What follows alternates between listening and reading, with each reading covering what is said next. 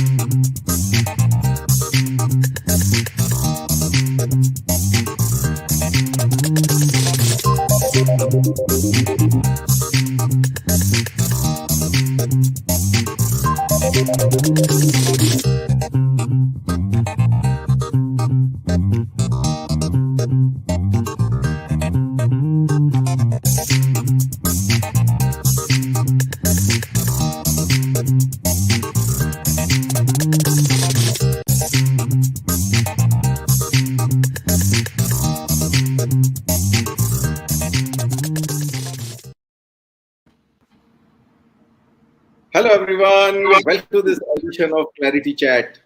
This is the 42nd episode of the ClarITea Chat. And thank you all for attending this, watching the recordings, and encouraging us from all over the world. You keep us going week after week. Thank you. Today, we have with us N. Nataraj, Managing Director of Nirmata and ex-CIO of Hexaware and KPIT. Hi, Nataraj. Welcome to the ClarITea Chat. Hi, pleasure to be here, Jagdish. Oh, Let me. yeah.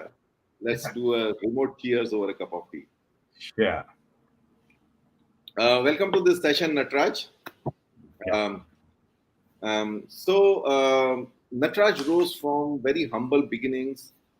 In fact, he couldn't afford the fees of BIT Mesra despite being selected. And his life is an inspiration for all of us who have had a humble beginning, including myself. He has 30 plus years of experience in CIO roles in Hughes Software, Ericsson, Mindtree, Hexaware Technologies, and KPIT. He then transformed himself into a startup founder at AutonomIQ. AutonomIQ was acquired by Sauce Labs, after which he joined Nirmata as a CEO. Now, that's an amazing gold mine of transformational experiences from a CIO to a startup founder to a CEO now. Thanks, Nataraj, for being with us. Thank you. Let me give you a quick overview. Our chat with Nataraj will cover how his CIO avatar has been in IT organization, especially where he easily kind of took on P&L roles too. We will discuss customer centricity, reinventing himself multiple times, mentoring experiences, stories of entrepreneurial mindset, and continuous learning. Now, despite his many accomplishments, including multiple awards, he still continues to learn from life and feels that there's a long way to go. According to him, the key to life is to discover oneself and to serve, and the journey continues. Um, of course, we will end the chat with a rapid fire round and then a reverse question from Nataraj to me. So, Nataraj, before we start talking about serious things, let's have a melodious start to our chat. So you are a Kishore fan, you sing well. So please sing us a few moving lines from Kishore. Oh, I did not know that I have to sing the song. Probably next time, whatever basically I put in, I should be sure that I know this. Okay. Okay. Joking. Okay. So Let me try. I think I never thought I will sing a song in this session. Probably more of a technology in my experience, but I think it's a good to be start with some romantic note from Kishore, right? So good. There's a song from Blackmail, I think. So I'll not sing the full because I think we'll not have a time. But let me start. हर शाम आंखों पर तेरा चल लहराए, हर रात यादों की बारात ले आए, मैं सांस लेता हूँ तेरी खुशबू आती है, एक महका महका सा पैगाम लाती है, तेरे दिल की धड़कन भी तेरे गीत गाती है, पल पल दिल के पास तुम रहती हो, जीवन मीठी प्यास ये कहती हो, पल पल दिल के पास तुम रहती हो. Awesome, Nataraj. And you got to go back and explain to your wife as to who you were singing this to on your camera Okay. in front of the PC. I hope she knows that you're singing to all our audience. But what a melodious voice, and especially, that, voice ko khishna. Awesome, Nataraj. We didn't know you have this talent as well. So let's get on. Sure. Uh, I hope everyone liked your song. Please give a thumbs up to Nataraj if you did. Okay. Okay. Now coming back to serious things, his philosophy is that if you change with time, the time will never leave your side. And I think his continuous transformations in his personal and professional life um, are a message on that. So we'll get deeper insight as we go through the sessions. Now, let me quickly come back to, I can see these comments flowing down here. So, in our audience, we have observed there are CXOs, founders, IT managers, and technology industry folks. Everyone coming here with a common agenda: how to truly succeed with technology-enabled transformations. To break that 17% jinx, that is 83% technology programs failing to deliver business value, and we learn it from the CIOs and leaders which come on this chat through their personal experiences, because there isn't enough formal learning available. So let us see who all we have here. While I do that, may I request our audience to share your names and where you're joining from in the comment box of YouTube or LinkedIn. Let's see who all are here. So we have, wow, the first 10 always comes up from Germany. So we have Sandeep Batra joining from Germany. Sandeep, thanks for supporting us like all through. We have Kapil Shukla. Kapil joins us from Singapore. Thanks, Kapil.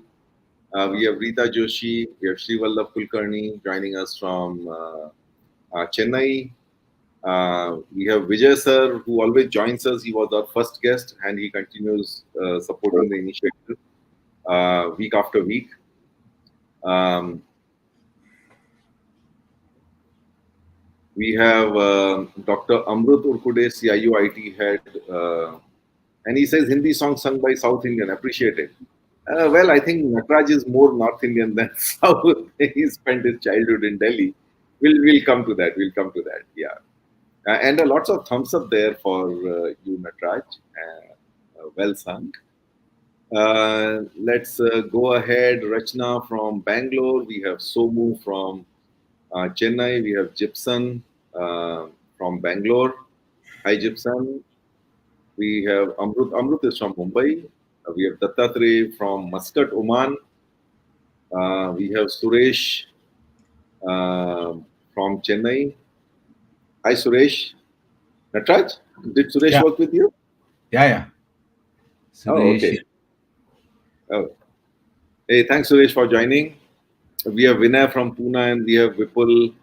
Vipul is an old colleague from Tata Motors days. Thanks, Vipul, for joining. Let's move on. Okay. So Nataraj, let's sort of get a map of your journey, right? So let's do it with two questions: one about your childhood and one about your career journey. So tell us a quick 2 3 minutes recap of your childhood. Sure. I think if you really look at it, my father's story is no less than the Manmohan Desai's movies, right? Typically, three brothers, one brother coming out. Just to fast forward, I think he went out of his house at the age of 17, I think, to pursue his dreams, though, because there were differences. But, I think there were, at the 17, hardly you know that what you know about and what you can do, right? But the whole thing is, I think he just went down south to work from the Jamshedpur, and then again got transferred to deep north, which is a area called Sonipat in Haryana, right? And he worked there. I know. I think he used to travel almost 40 kilometers a day to make his ends meet, and always people probably crib out the budget and all On of those on things. on cycle, 40 kilometers On on cycle, cycle. yeah, on cycle, because we could never afford to bus, and probably he wanted to save the money, right, for the better things, right? And we all talk about the budget. My mother, in the last 10 years of those early years, changed every year the house, because there was a 10% increase on the rental, just to change. I think with those days, I think never were the property dealer or anybody who could help even to shift the house, right? I think so. We could have changed 10 houses in probably almost in 10 years. So, see, I think we had, I think, most of the problems in hand. But what we, all of the family members, including my brother and father and mother, we always had a can-do attitude. And my father never compared, though I think his two of the brothers very well basically settled and working for a disco and other things, right? But he never compared basically with them, and probably that particular part, I think, has never also been imposed on us, right? So and right, I was basically the state the third in the entire Haryana, and then I could get into the bids. But I could not get into because of the education cost is equivalent to my father's salary cost. We were in the lower middle, no, not even middle class, lower class family that time. I think we could hardly afford to anything. But there's no cribs. And then later on, I pursued in Delhi engineering, and then I think the first job was PCL, and then rest is the history.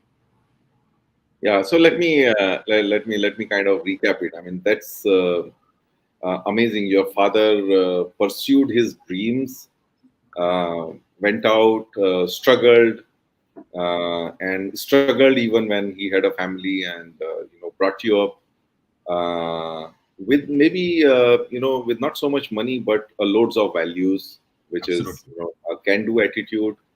Never compare yourself with anyone, and I think the biggest thing is that never have a grudge with anyone. Sure, Uh, absolutely. That's an amazing thing, and then that values has still been completely embedded in me, right? I think while, and that's one of the reason why it probably could be so called, if you call that as a successful career. I think that yes, definitely adds on to that. absolutely, absolutely. And I think the frugal mindset coming from your mom, which I can see percolated into your career also. We'll talk about that. Okay. So, Nataraj, the second part of this question, give us a 3 minute overview of your career. Which are the organizations you went through? What was the role, and one highlight or learning from that stint? Sure. So I started my career in 1991 with Patek Computers Limited. Not only many people know, I think those days in 90s, it's in, I think, the top three companies where HCL and Wipro and the PCL is to be very well known in those times. I think, though, I think the company could not survive. But however, I think the highlights of that particular part is uh, I started handling the P&L responsibility from that particular part, and the sense of to some extent, right, the entrepreneurship, right, thing grown from there, that we will talk about probably later. I think how typically it helped, right? Then later on I moved to the Wipro, and right, the PCL was the first time to franchisee its service arm, right, called the PCL Tecker, and it was launched by me and there is a guy called Ian Ghosh, I think, and that same thing that we pursued here, and I became a head of all the I think the South franchisee in Wipro, right? And I think when you say franchisee, typically all the non-core work we used to outsource that to the things like RCS or probably the binary and those kind of companies, right? So to build on the core work. Then I moved on to the Hughes Software, and this is the first time, probably at the age of 29, I became head of IT, right? The IT role, and that's something a lot to learn because it's a very interesting so far from the technology and with the mindset to the management mindset. I think it takes a lot of change. Always we think that someone sitting in the chair, right, is very cool and he has no work to do. First time I realized, I think it is not easy to sit in the chair, right? So then I moved on to the Ericsson in 2001 as a chief of IT, and then later on, basically, I walked away with the additional role. And this is the time, in fact, start from the Ericsson, right?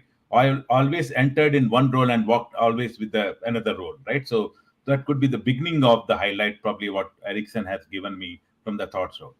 So my startup journey started in 2003 with the Aztec. Later on, it was acquired by Mindtree and continued in Mindtree as the global CIO and head of IMS, right? And after that, yes, I think this is the time I think that I launched infrastructure management services. And cumulatively after that, I have headed almost 300 to $500 million business and started from the greenfield and grown that to the P&L responsibilities, right? And And, and 2000. and this was while still being a CIO, right? Absolutely. All these days I was CIO, so I never left CIO, right? So even in 2008, so I joined Hexaware as a CIO because Hexaware, I will probably will tell when things would come, right? Never believed in infrastructure services and so on. But again, right? So entered as a CIO because that was the critical time because where CIO was much more needed because if you really see 2008, there was a bad press about the Hexaware without doing anything, right? So there was an emphasis on to completely change the system, right? There was an article from CLSI that Bhavdesh, I think if many of you heard. So that time probably after a year, the Hexaware has been placed where from the system point of view better than Infosys in certain cases, right? So there was a report being written on that, right? So and 2015 after the Hexaware, I think achieving goal started IMS, which is today 100 close to $150 million business, and that is being a core from where they never believed that this can be a business started for them, right? To come as a and they, later on they hired a CEO, which is typically ran a largest infrastructure business probably in the whole India IT industry, right? So and 2015, then I moved on to the KPIT, and all of those things. I think when you're talking about Aztec to basically Mindtree and Hexaware, KPIT, right? All the time there was a T happened because Aztec sold to Mindtree. I left at the peak after basically after the successful transition and heading right. Hexaware, I think I left to the KPIT after basically transitioning to the Baring Asia, which is a private equity. And then later on KPIT, I did the same thing. This time, first time I entered as an infrastructure management head and then walked away with the CIO role because there was a Mandar who was heading the CIO in KPIT and he basically was handling digital and then CIO portfolio rolled up to me. So this is the first time it changed from the business gear to the CIO gear, right? I think, but I think most of the time what I did, right, CIO and managed services combination, right, probably will follow later on many of the organizations, probably which I could tell like a Cognizant or anything. Then later on, after the KPIT, the IT arms selling it to the Birlasoft, I said, now I think end of the corporate, right? I think I've been so much of seen in the last, say, 28 plus years. I thought, okay, let me, I think, reinvent myself and then start up a new things. And that's where I think I started a company called AutonomIQ, which luck would have had it that I sold it in 3.5 years of successful run to the Sauce Labs, right? So now I've been part of the Nirmata. I think probably I will tell that how the Nirmata journey came in. Yes, they're in the space of the Kubernetes and then the path breaking technologies as well. Sure. No, I think that's an awesome career transition. Starting. I mean, from a CIO role to a CIO and a PNL role, and then moving on to a startup and then a CEO.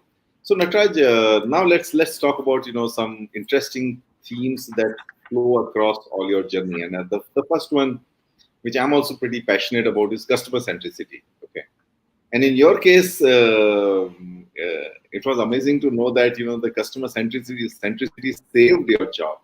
So tell us your experience and when and how did this happen? Sure. I think, see, it's a very good question because I think when I think shifted from PCL to the Wipro, right, in a bigger organization, while I think the good, I think you also tend to meet up, sometimes always not with the good boss, right? But, I think to me, the customer centricity has, I think, two or three parts. One is the direct customer that you are part of it, because being a part of the customer support, you end up the meeting. Probably Deccan Herald, SBI. These are all the, I think, the Global Trust Bank. Those are the customers that I used to support during my Wipro times, and Infosys and others, right? So the interesting story is I always used to sit outside my customer support department, either to the sales or to the finance or HR or with the customers. I think none of the probably weeks, including lunch or dinner, anything, right? I never spent with basically typically the my same department. That allowed to understand in two perspectives, building a greater connect with the sales and probably finance to understand what is typically needed for the business and what is typically roles when you are doing the customer support, how typically it has helped in terms of the creating a farming business to them, right? Second thing, when you go and talk to the customers and then they're very happy. Those days, if you remember, mid 90s, there was no emails, right? So I used to tell even during that time, I think if you really like my job, I think why don't you do an anonymous feedback about me? And they used to fax it to the Wipro regional office, saying that how typically with the rating. The rating become quite common now, but I'm talking about in 1995. I used to basically talk about that. But what happened is, I think that's a very interesting because I was, I think, doing well. And when sales and everybody talks good about you, but there is always, I think, your manager probably either, I don't know whether it's a sense of insecurity or in sense of whatever it is. I've been rated, I think, two times in a quarter. The BP in the BP in a Wipro is called below, basically performance. So if you had in a Wipro, even now, right? I think you have a consecutively twice the BP, I think you'll be out, right? So that is typically the performance, But in my case, rather than being out because the customer, sales guys, and everybody talks so high about it, so I have been given one of the critical department, which is typically launching infrastructure services for the typically at the global level, and that is where I had an interaction with the VC, and later on he hired me for Aztec and so on, and probably I will tell you the interesting story with him. But I think I won probably the one of the first customer for Wipro in that particular segment, and I think later on, when I became a CIO and probably and then went to Singapore, and my the earlier boss was working in still in the UBS, and then I used to meet him in one of the star hotel, and probably you could see the sense of I think enviness or whatever you can call. But I said that, oh, I have achieved my objective. So that means to to to to all the people, right? I used to tell the slogan, when such things happens, right? The best is beat them with your smile and kill them with your success, right? So basically, you should never burn the bridges, and you should still be in a touch and make sure that you grow taller than them, and then probably make them realize that what the skills that probably he has parted with, right? So that is the key message I would really wanted to give. And the sense of customer centricity when you're talking about it at a given point of a time that saved a job, but also I think due to the rather than feeling insecureness during that time, I had two of the certification those times, MCSE and CCIE. In fact, I was MCSE one of the first in the Wipro, and CCIE I was one of the first in probably in the India, where you have to go to the Singapore to clear the lab test, right? The lab test was not available here in India at that time. So what I'm talking about, that basically helped me in terms of reskilling myself, I think, to sharpen my basically edge, and then later on that gave me the head of IT role. And second thing was to prove that, okay, I think I'm not bad, and probably the confidence rather than going down, it went up, saying that I just wanted to prove in a way, because this, I think goes back to my father's story, right? The learned, right? Because you had the scarcity of everything, but the situation probably wouldn't help you to make better. I think not worse. Yeah. So, Nataraj, I think we are at probably a right place to sort of start talking about some of the mentoring incidents, because you're giving certain principles and all that. I'm sure you learned it from some of your seniors. So tell us like one or two stories quickly. We are just around the halfway mark. Oh, okay. So I think, see, I always give my first mentor, the VC, V. Chandrasekhan, who was a Wipro System CEO, and he had me, as I said, to the Aztec. And first of all, I think had a great respect, because that time in the Wipro there was a so much of a the gap between both of us. But because he was managing global R&D, that's why I couldn't touch with him. But later on, when he was in Aztec, that I started reporting to him directly as a part of the CIO, because I went after the Ericsson to the CIO directly to basically part of his management team. What I learned is, because there is one interesting thing, because he always used to think big.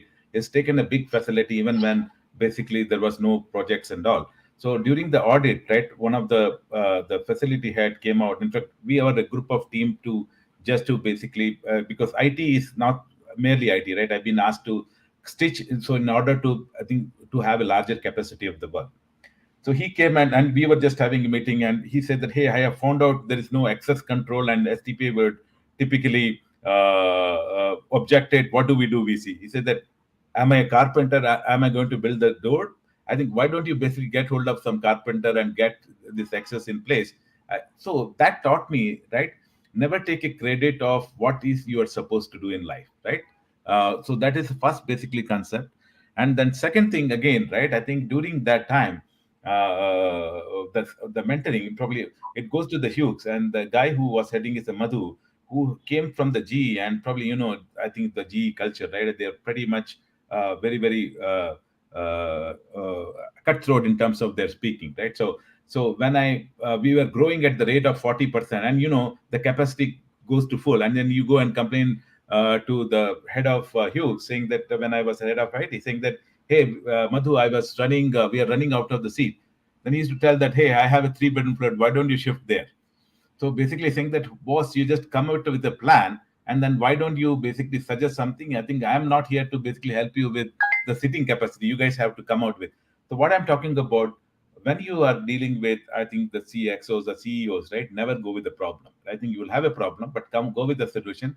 I'm sure that if you give them a choice, they will choose one of them, and this is what you are expected to. And post that, I never went to any of my boss, which is always the CEO, with any problem in life. So. Yeah, no, absolutely. I think I also have this philosophy that don't go to them with problem. I mean, you have a problem, you want them to give a solution, but then you think through the solutions on your own, create a few alternatives. Okay, so don't go to them with problem, but go to them with alternative solutions and a recommendation. Okay, and it's like help them choose. Okay, Sure. so it's like Yeah, that it's is like you're putting a decision on a platter and asking them to give it to you. So absolutely. that's a great one, Nataraj. So Nataraj, now let me move on to the next one. I think some of your entrepreneurship mindset that we see flowering later on. Tell us an early incident of it. When that, along with change management, you were able to execute something which had a lot of naysayers. I could recall one good example. I think that is the start I said, right, in my earlier conversation, that basically gave me, I walked away with the dual role. I think I entered as a CIO role, and this was the case of the Ericsson. And Ericsson is 100 plus year or plus old organization, and they have one of the best processes, even to just to choose a clip, right? There is a 100 pages article, that probably supporting article. How do you choose it, right? So this is the company and in 2000, when basically there's a dot-com bust happened, right? One of the major, basically, the impact was on the telecom sector, right? So Ericsson is being the one of them. But you see the value of this Ericsson, right? And that time, I think there in an organization, specific to the product organization, and there is a lot of small product, basically the group, right? But all the product group needed a testing basically services, which is typically after basically you putting a product that you emulate and stimulate typically the exchanges and so on. And these are all the very expensive thing. But however, it will look like hardware, which is a Sun Solaris E10K those days, right? Which is a very expensive hardware, and then software, which is more or less what typically the IT would see it. It was very basically the common sense. I said that I saw the typically the gap here. I said that why don't we centralize all of those things that can save a multi-million-dollar, because this is what typically Ericsson is going through, and they're trying to save the $1 million, right? I think a couple of millions of dollars. But the board basically approved it, but in one condition, saying that we are okay, but as long as you just go and convince till the chain of the testers, because they say that we can close down the center, but will not basically compromise on the value of the people. But the guy who typically wants to work there has to come with the full consensus. It's not that it has to be forced, right? So my journey then again became, rather than bottoms up, then I went the down to up, right? Convincing all the testers why you should be basically first be part of that central organization, then and how your career would span and what kind of a technology spread that you will have. Going to the product manager, those people who has the custodian of those equipment, releasing those equipment, what would it would translate when you are in a need, because half of your product will not go to the share, I think, to the market if you don't test it. And these days you will not be given a basically approval to do a testing, so releasing to the central. But at the same, still you will have autonomy to use those things. So I came out of the grid computing phenomena, which is called a cloud. I'm talking about 2001, right? So there was no cloud during that time, right? So I came out of the grid computing, where simple web stage, there is centralized hardware where you can do a time slice booking, and then probably that can, and then leave it. I think because end of the day, the product organization did not need that for the 365 days continuously. They need it for some hours, right? If I can give some hours, and then and whoever is giving the equipment given back that to the product organization back. So that was a successful story which has a good change management, where people is the first, I think, has looked at it, then the correcting the process, then implementing it. Technology came pretty last, right? I think. And that probably also saved a millions of dollars. And that is the one of the project where always in Ericsson, we used to comply with the policies, rules, and implementation from the Sweden to here, and that is the first time it went from the Asia Pacific to the Sweden and that particular part. And being a head of CIO, right? I also was now handling the testing division. And interestingly, there were engineering head, there was a HR head, there is a finance head, and whenever basically Ericsson CEO is to travel, India CEO is to travel, I used to be stand in for 2 months, the kind of a trust that I could basically establish in the whole process. Absolutely, absolutely. So, but I think Nataraj, when I hear this story, a couple of things that come to my mind. One is that the first thing, you identified an inefficiency in the organization, which is that this testing group is heavily underutilized, and this is something that can be, far more, I would say, utilized if you bring it centrally, and then you did everything to execute it. And the biggest one is about the change management. But one thing I also want to call out is the culture of the company, which is that, no top-down intervention disrupting things, but, go bottoms up, okay, convince everyone, and if everyone agrees, go ahead and do that change. But that's a very interesting story. Thanks Absolutely. for that. So Nataraj, let me move on to the next one, which is like, now your transformation from a CIO to a PNL role. So please share this experience of, going from a CIO to a PNL role. what are your learnings on transformation, and how those learnings helped you become a better CIO actually? Sure. Okay, Yeah. so some are the other how, right? I think, as luck would have had it, I always landed either the wrong time or probably that wrong time has given a more opportunity, right? I think I was talking about 2001, I landed into the Ericsson, it was a dot-com bust. And similarly, when I landed in Ericsson 2008, and probably after 6 months, there is a subprime issue, right?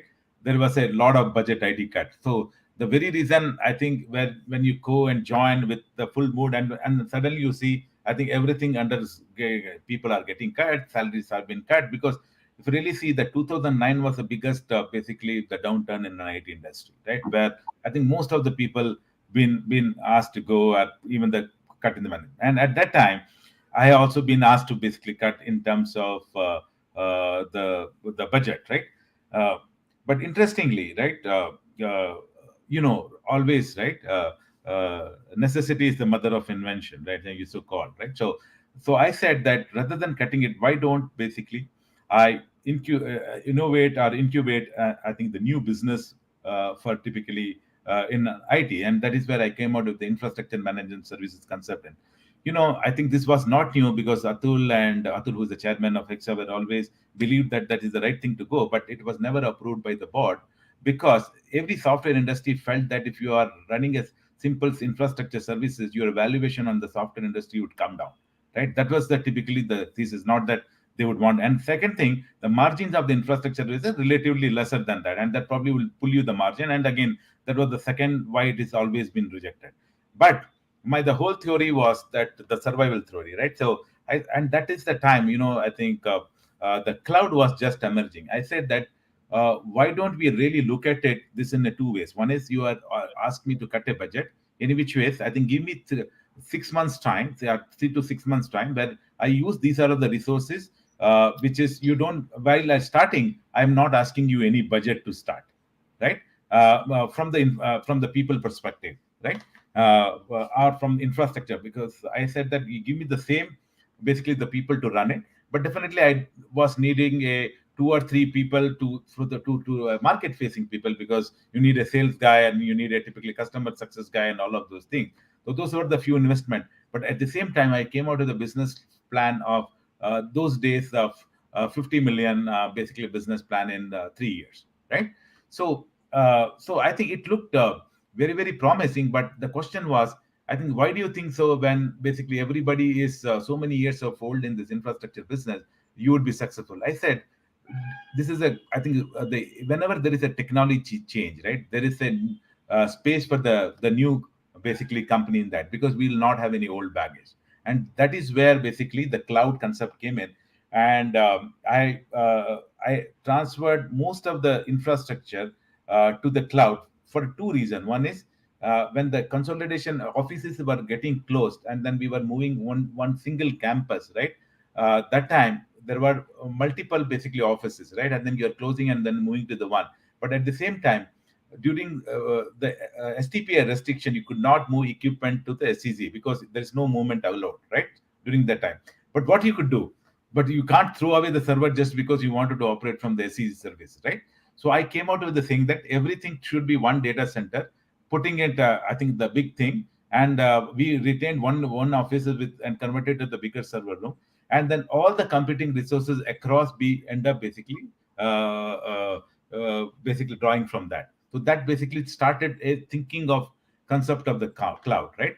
And then probably we went out and we also gave the name called trademark as a rainmaker, and still it will be trademarked as a rainmaker, where my slogan was don't basic our objective is not to save $1 million, but to find a million ways to save $1. So that was typically my slogan of the rainmaker those days.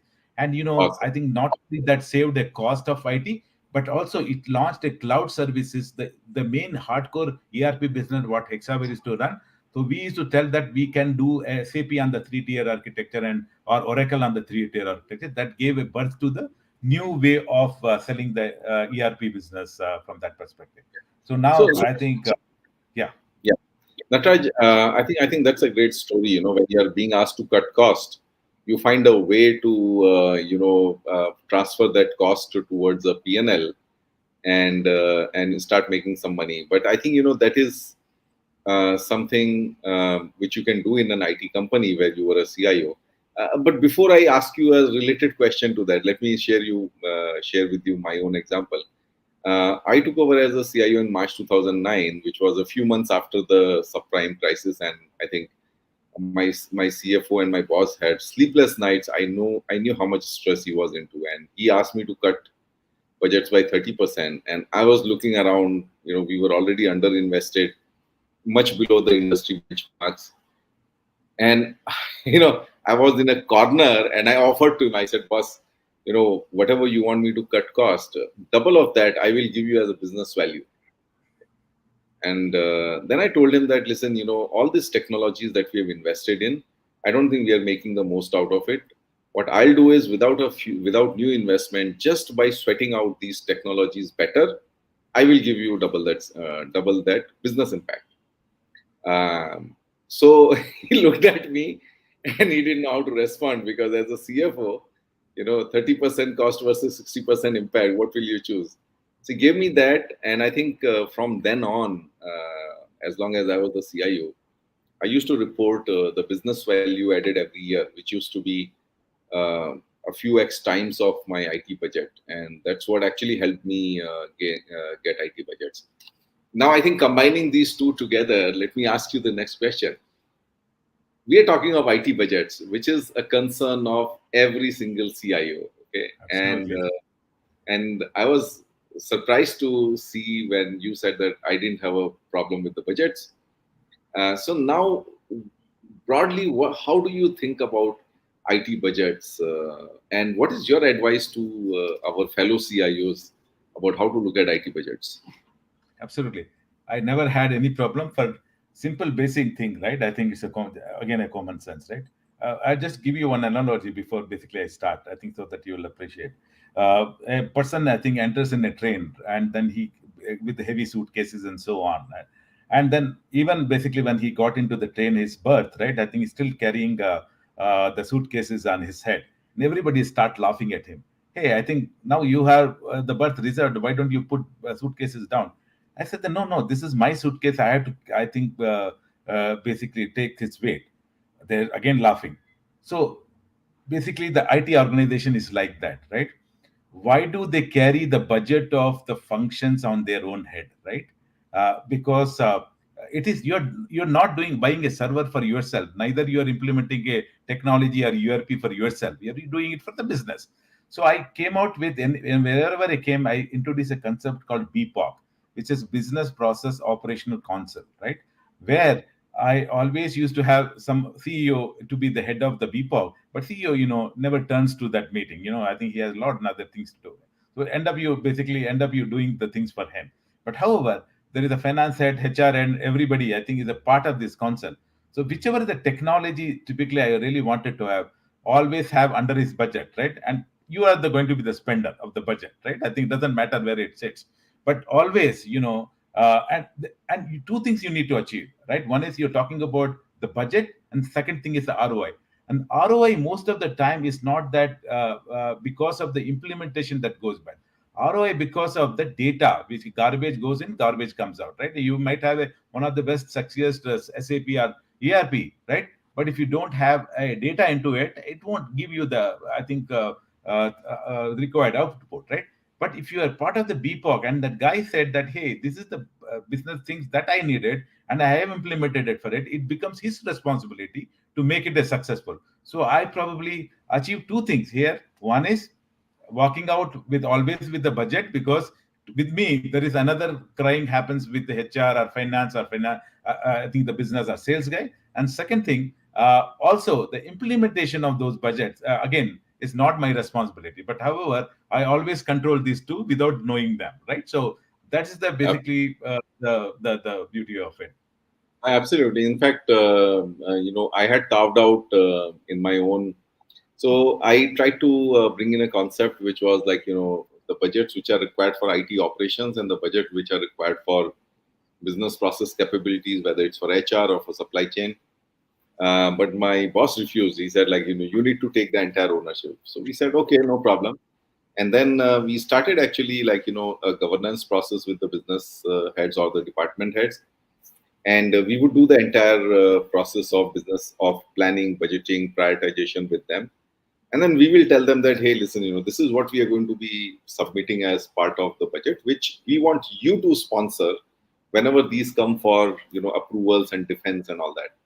So it was like a proxy one, but yeah, it's working together with them. They need to fully be convinced about what you're asking the money for, and we need to educate them to a level where they defend your budget even without you being present there. So let's move on, Nataraj. Meanwhile, guys, if anyone has a question for Nataraj, please feel free to chime in here. Put it in your comments. We see it in the studio here, and I will bring these up. Meanwhile, let me acknowledge a few more of our audience. Jitendra Singh, he was our last ClarITea Chat guest. So thanks, Jitendra, for joining this one as well. We have Logesh from Chennai. We have Somu chiming in saying that VC was an inspiring leader. And then we have a question for you from Somu again, Nataraj. And let it be a rapid fire question because I've got more questions for you. Nataraj, out Okay. of all these, which is the company you enjoyed working for and why? Two Okay. liner. Okay, it's a very interesting. I would say Aztec because that started a entrepreneurial mindset. Again, I think one of the first startup, even before people could really imagine that is the world of the startup, right? But all of these things that what I do is even helping me today. And VC was a great. VC is always a great leader. Awesome, awesome. So that Aztec was the startup. And that brings me to the next question, which is about being the startup founder of AutonomIQ. And what was the experience and what did you learn? I think very, very interesting stuff. I think before even going to the startup, you need to condition your mind because the EA and everything that you have been part within larger company, right, is not going to come with you, right? So when I had a basically plan to go for a startup, 3 months basically I given my EA and everything to my basically CIO organization, and I was not using any of those things and it completely hands on coming by. It took some 1 month, 2 month, 3 month irritation because you never was doing all of those things. But it really helped because it conditions your mind by the time typically you come and start a startup. It's just like I think you've been traveling today to Mumbai to Pune city, right? I think when you come go from the highway, right, and enter into the cities, right, you still will be in the mindset and you still wanted to run 150 kilometers per hour while you enter in the city. But later on, you realize no, there is a city traffic, there is a bumpy road, and there is a lot many other things which will probably condition yourself to make sure that you try to adjust accordingly. Startup is one such thing where you need to adjust a lot of things. I think which is typically according to the startup, but one essence of a successful startups two three things. One is how well you build your network, right? So that people don't come to your basically company brand. People will help you to your own brand, right? So when we say your own brand, the friends, right? I think the community that we are talking about, and probably to me, when I ran AutonomIQ, right, all the companies that I worked for, Hughes, to Mindtree, to Hexaware, to KPIT, all of them were my customers. So you can relate, right? I could at Wipro, you could go back to each and every basically company that you have passed through, and then because I was very good in terms of networking, the customer centricity that I talked about. When I say customer is not only the end customer but also sales to the people, right? I think to me, I think sometimes friends is also customer, right? I think so. All those guys really helped me in terms of establishing. Second thing, hiring definitely is not an easy cup of tea when you run a startup because you have to compete with the biggies and then you may not be able to offer everything that basically any other companies offer. But there is innovation, there is the technology that we came out with,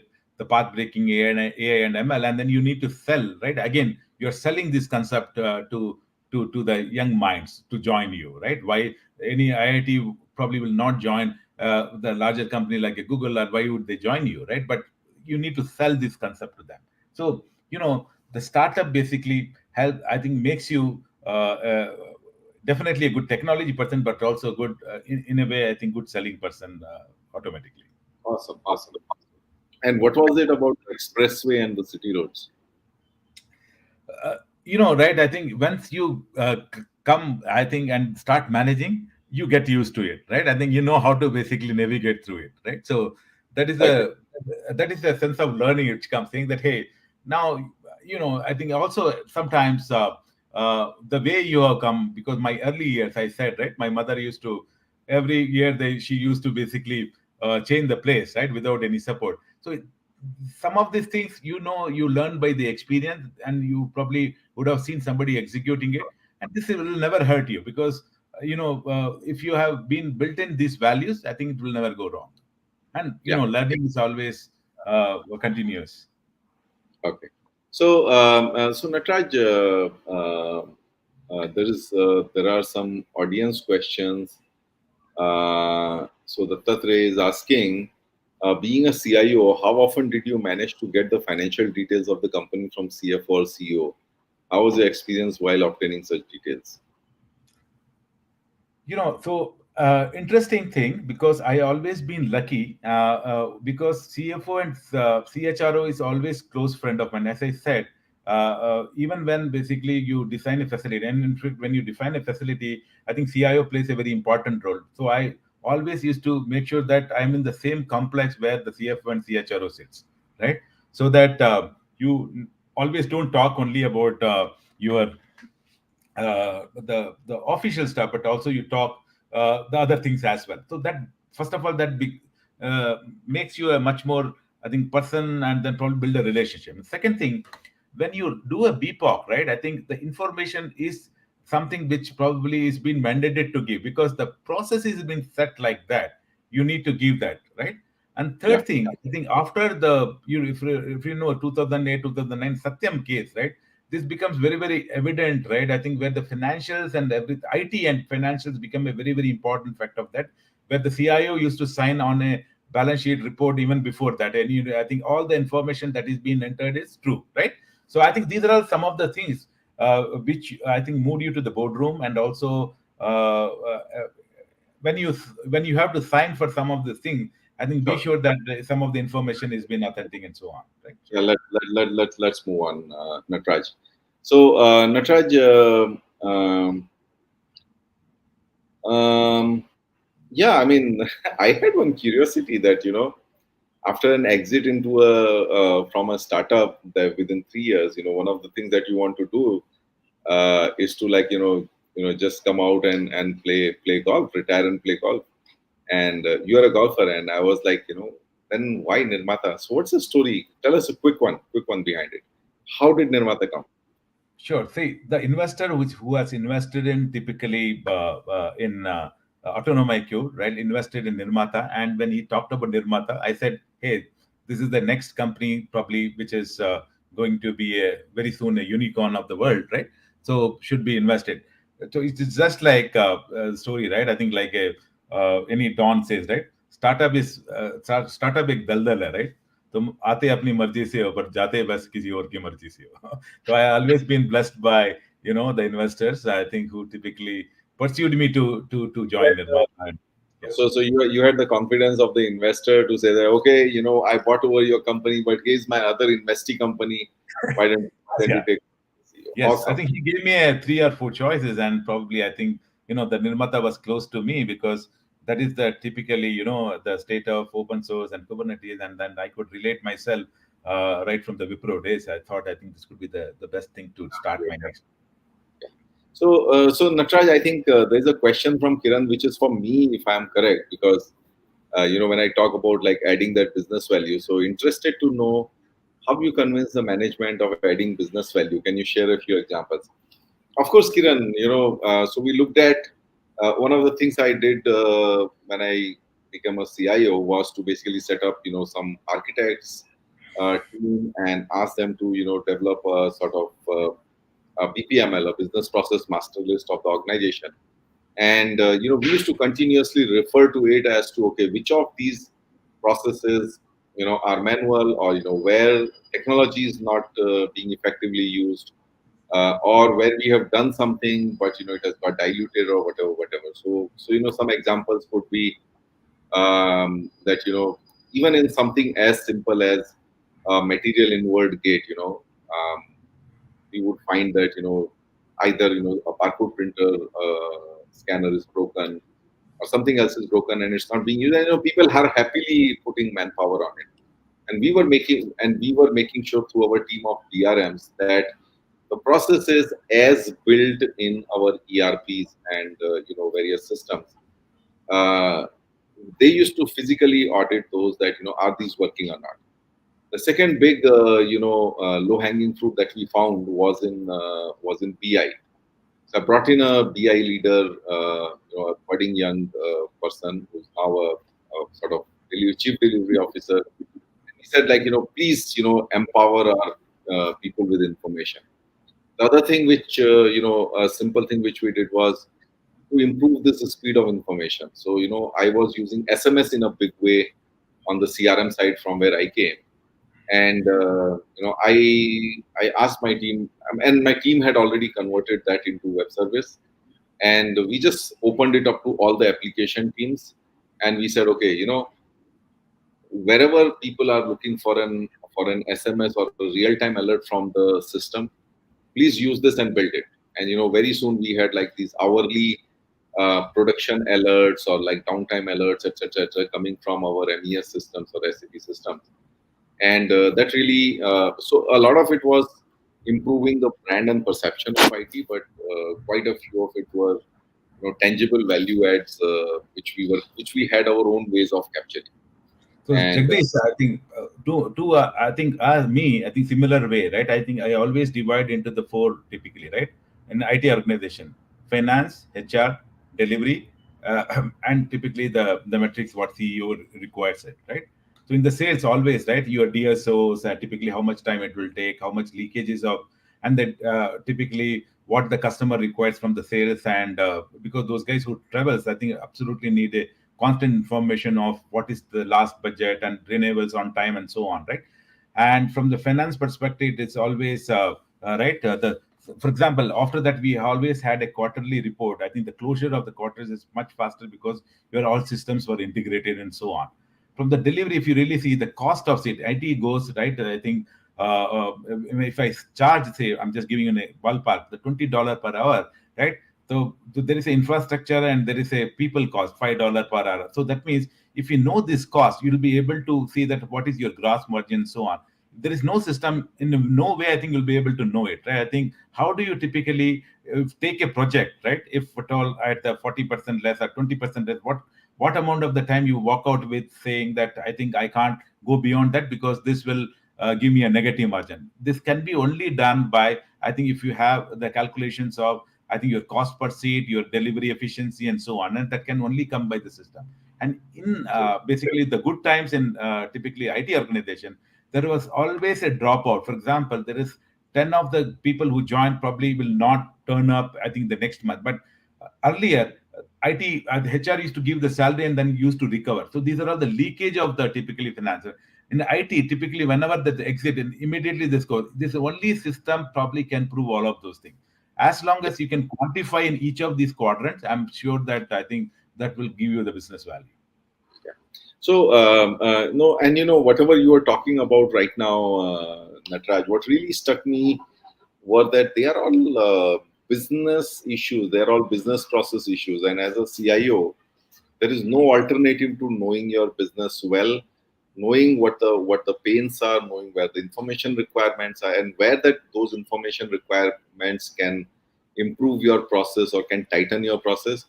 I mean, just when you talked about the quarterly report. So, Kiran, coming back to your question again, one of the things we used to do was to publish an annual report of IT, where the focus was on the business value added. And the other thing that we did was, in the senior management governance that I had set up between me and the CXOs, the first slide was not on what we are doing right now for you for the next 2 years, I insisted on the first slide being the projects that we have done for you in the last 2 years and some sort of a RYG status of these projects in terms of whether are these projects effectively being used and are they driving value for your business or not, because the business head would quickly then able to connect that a lot of the business issues that they see across all the departments in terms of their respective traffic lights in different departments, whether an IT intervention has already happened in those areas or not. And when we show something red, they're able to quickly correlate that, okay, you know what, this is where technology is not being used effectively. Plus also, like, where people are showing a green performance and we show something that we have done in the last 2 years, they would be able to correlate those, the business and the IT part of it clearly. So, Nataraj, we are like just at the end of the hour. So let me now move on to the last part of our discussion, which is the rapid fire and some of the other questions that I had for you. Now let me convert them into rapid fire. Okay. Sure. So let's start the rapid fire. And guys, anyone having any rapid fire questions for Nataraj, please send them across. I promise that we will be finishing in the next 5 to 10 minutes. Of course, and expecting that Nataraj will keep your answer short. So Nataraj, you're a golfer. I'm also a golfer. I want to hear from you. What does golf teach you about life? The golf is simple, right? The opportunity is not always obvious, and success is lot depend upon what your next step is. Right? You may do well in the first drive, but unless you close on the green, right? I think you'll not be. It's always, I think, what you do next is much most important. Yeah, and I fully agree with you. You have to forget your previous shot. If you had a Absolutely. previous bad shot, just forget it. Hit the next one good. If you had the previous good shot, your next shot could be good if you are just basking in the glory of your previous shot. Yes. Yeah. Awesome. So, Nataraj, what are the 3 lifelong values you got from your parents? Simple as we talked again and again. Frugal mindset, no jealousy, no comparison, right? I think do your work. I think probably it will lead you to your ultimate goal. Yeah. Um, so, Nataraj, again, the next question is, um, you made various career moves, and to a lot of youngsters who are listening to you here, what's your advice on how do you make career moves? My actually the takeaway from what I did, right? I never jumped my role for the salary, right? I always did it for the I did never do a lateral jumping as well, right? I always did for the better role and better things, and sometimes if I if I had to take the cut in some of the basically perks or something like, so be it, right? I think there is a saying, probably in a sarkar, always all favorite, right? कभी कभी दूर के फायदे के लिए नजदीक के नुकसान को सहना पड़ता है, right? So it is like that, right? I think you'll always find that what it will translate you rather than basically from the short time profits. There was one time you left dollars for rupees. What's that incident? Which is the one I think. You went to you didn't go to Wipro US, but you Oh, went to okay, got it. Okay, yes. I think during when I said that I won the first international client, so obviously, yes, I think I had to transfer to the US Wipro, right? And those days, Wipro used to give $3,000 per month, and then Hugh's salary was much lesser than if you really compare that. Out of the 9, the 10, I asked a question that whether I should go here and probably stay in India. So out of them told that US experience is good. Everybody is going to the US. If you're not going to the US, you miss something. So please go, except the 1%. But I decided to stay here. But what it translated is because I believed in, because I was doing the same role in the US. Doesn't matter whether this geography or that geography. But here, I think first time I have given the head of IT role, which is 3 times larger than what the role that I was been playing. But yeah, in a compensation, as I said, it was far lesser than what probably that would dollar convention would do, right? And that is one of the reason I think everyone was going to the US. But that translated to a big plus, because always, right? I think staying here the IT grew in that 10 years, 2000 to 2010, the maximum, because there is a 30 to 40% growth every year, where the US and West, I think, did not grow. And if you are part of the growth phase, you will also grow along with that, and that probably also the success achieved, I think, in a shorter time. Absolutely, absolutely. No, I think I also passed out in the mid '90s, and that's when there was a rush to go to the US, and most of my classmates were going there. I had one classmate who had gone to, and my best friend who had gone to US, and every time I would talk to him that, hey, you know what, I want to come there. He was like, Jagdish, don't do that. I'm here. I know what kind of work we do. You are a better manager. You go up the career ladder, which is much easier for you to do in India than here. And programming is not your cup of tea. Okay. And I actually followed his advice and I remained here. Anyway, so let's move on to the next rapid fire. At what age did you become independent in your life? I become very early, because at the age of 10, when I was a fifth standard, I think my parents never came to school, neither to the college. I think after that, I think everything I managed. In fact, at the age of 14 or 15, I used to take tuitions as well. So I think probably from the maturity perspective, at the age of 10, I was, I think, relatively matured. Awesome, awesome. Incidentally, I went to a hostel at the age of 10 and a half. So I was forced to become mature Yeah. So you learn yes, this. I completely think that on. happens to the most of, I think, our generations, right? I think where people have been put to the tight spot. Absolutely, absolutely. Yeah, so going independent at the age of 10, coming from humble backgrounds, we have people, who are, who struggle, who come from small towns, who come from humble backgrounds. What's your message to the people, as you look back at your life? See, it's very, very basically a thing, right? I think always look for the opportunity which you can view it for the future rather than the present, right? And then also never leave the learning part of that. I think that is something which is even in IT, right? The space that we are in, the learning never ends, right? I think technology is one thing. Also, you can also learn the different skills and so on. I think which I always tell that you need to be a constant learner. I think, if at all, if you wanted to be in this space. Absolutely, absolutely. Great. Um, Nataraj, we are sort of at the end of the our chat. Um, still we have maybe a minute more. So before you ask me the revenge question, I was intrigued by the award that you got from the British Parliament. What's the story behind that? I think there are two awards, which is one is Hind Ratna by the chairman of economic advisor in Prime Minister of India office in India Parliament, and then the British Parliament House of Commons. Both of them, I think, has several facets. One is definitely I did in the field of IT, and then also the startup and bringing, I think, some of the investment. I've been very connected to the NASCOM, so on. Second thing, I also did a lot of things from the social part of it. In fact, I also participated with former ex Microsoft India chairman Ravi Venkatesan, part of the SVP for a while, right?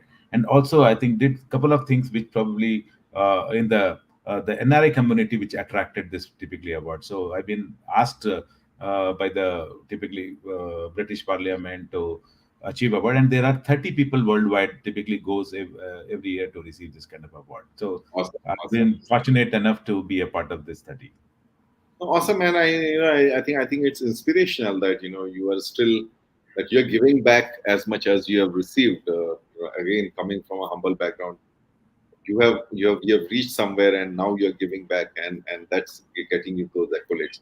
So Nataraj, yeah, the last part of the chat, your revenge question to me. I've been asking you questions, so I call it the revenge question. Your question to me. Sure.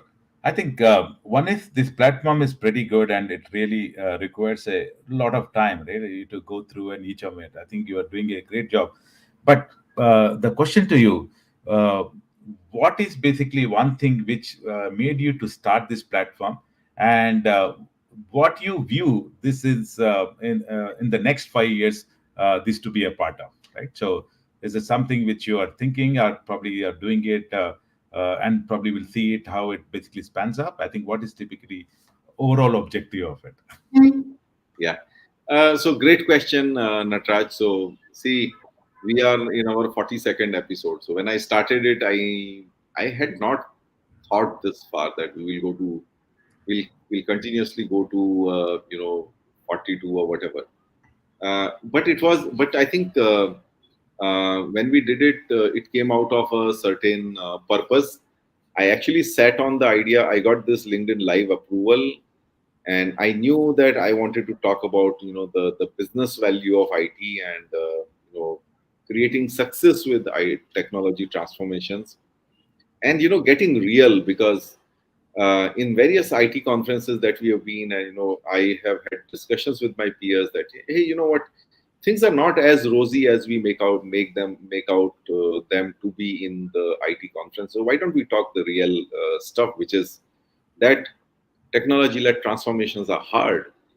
Nobody in a conference talks about change management. Change management is the hardest thing to do in IT. So who's talking about the real issues? And I had somehow focused on these, and I had made a good success of most of the projects. I had even resurrected some of the projects that were like almost at the verge of failure when I took over as a CIO. I never gave up on any project, because when you start them, it's a huge uh, effort to get the approvals and create the business case and start them, and then how can you give up on that promise of that project? So I had a near 100% track record in making these projects successful. And as I said, doing everything right in terms of like taking the challenge to the CXOs and giving them their project dashboard, taking a political risk, telling them that, hey, we have done these 10 projects, 5 out of them, we have not done the business process changes or the change management, or like, sort of closing out the alternative paths of that process. And therefore, this is how your dashboard looks like. This is a political risk, because you are actually taking panga with your peers, even though you are becoming darling of your CXOs. So there are many things I did. I thought that the platform, we can share all these stories. Initially, it was that like maybe I can do it on my own, but as I talked about the agenda to my fellow CIOs, I think it connected with all of them. The fact that we should be real about these issues. So, as I said, it took me about 3 months to really make up my mind that I want to do this, and I knew that it's going to take that kind of effort. But I think once the purpose is, solid and clear, then this happens automatically. And I think the amount of time we have spent together Absolutely. That's a for it. wonderful journey. One other things that probably I would want to part definitely that helped me from the learning perspective to change to the business leader, right? We all CIOs is always part of either the boardroom or probably sit across the managements, right? Where the sales head and everybody is the part of it. And sales guys runs their quarterly update and all of those things, right? Now I am at least 60 quarters old in terms of my business ability. I never went to any of the management school, but however, my learnings from I think the CEO's board, right? I think typically is more than the 60 quarters, more than 15 years I've been part of the business. You are learning from the best of the sales guy running this quarter after the quarter, talking about each and every customer. My basically the message to all the CIOs, when you really look at it, don't look at it from the only the IT systems or information or those kind of a perspective. Look at from the learning perspective what you can learn from either the HR or from the finance or probably even the sales. Typically in the functions, right? Typically what they do and how they can do in case if you tomorrow start a company, can you basically adopt some of those things what you're learning from that, and then just and if required some kind of a training to sharpen your skills, and so be it, right? But I think that you should never leave, because those are the assets that has been built all over the years. No, absolutely, Nataraj. And I think, if I again convert these from a first principle point of view, you need to have a learner's mindset. The learner's mindset comes out of curiosity. Curiosity is the key characteristic of kids. And, why they are, boldly curious is because they don't have an ego. Because they say, I don't know. Right? I think so. To be a good learner, you have to be bold enough to say, I don't know, tell me, right? And I think with that attitude, when you go around the business and just tell people, hey, I want to know how this happens. I don't really know, even though I may be sitting somewhere. So on that note, Nataraj, thanks for being here.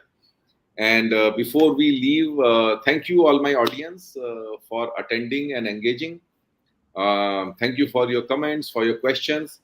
And last but not the least, thank you, all of you who are watching the recorded version of it. I know a lot of you don't attend live. We have about 30 to 40 live viewers, but we see that like by the end of the week, there are about 500 people who have watched this. So to all of you who are watching the recording, thank you for that. Please enjoy the weekend, enjoy your family time. Yeah, it's a And we pleasure, have Jagdish, and thanks for all the effort that you and your team has taken. I think it's a really pleasure to have on this platform. thank you, Nataraj. And I think Vinay has put up a a comment here from Suresh. These are some kind words. Thank you so much, boss. We have great challenges and great opportunities, and with your tips and insights, we will meet them and make this year the best year, both for the organization and ourselves. Thanks, Jagdish and Nataraj, for your time, especially on a Saturday evening. Wishing you loads of success and holistic abundance. Thank you so much for those generous wishes, Suresh. On that note, wish you all a great weekend, and I hope you got some good takeaways, which of course I did from Nataraj. On that note, see you. Bye bye. Have a great weekend. Sure. Have a And nice thanks, weekend too. Nataraj, for Yeah, thanks.